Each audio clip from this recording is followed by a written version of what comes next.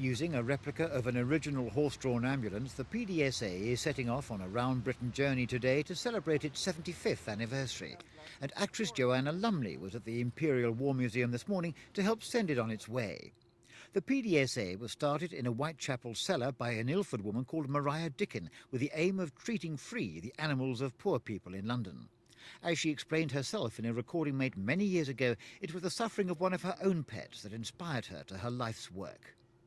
When I took her up in my arms, it was in the middle of the night, and she was looking so pathetically to me, I just put my face down onto hers, and I heard her give a sob of weariness and pain. And it struck me, this is a human sob. What's the difference between that sob and the sob of poor suffering humanity? In my mind, I could see suffering animals all over the world without anybody or anything to help them. And I thought, this kind of thing can't go on. Somebody must do something about this.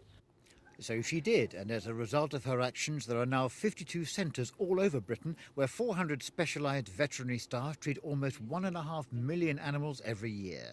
What's particularly important about the PDSA is that it still doesn't charge for its services, and apart from emergencies, helps only those animal owners who receive state benefits. And, thinks Joanna Lumley, its welfare services are just as necessary today.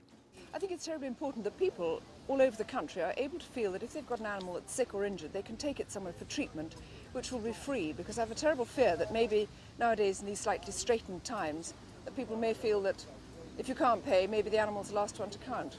And certainly today there's no shortage of people who bring their household pets to PDSA vets for treatment.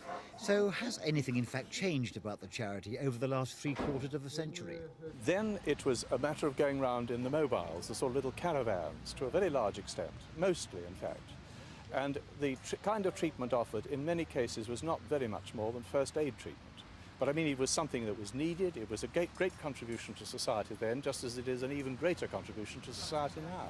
And the PDSA hopes its anniversary journey will help swell the coffers of a charity which spends £17 million a year looking after the nation's animals. Christopher Rainbow for Thames News. And Owen, my friend, there you are. Thank you very much for being with us today. Have you got it? Oh, yeah.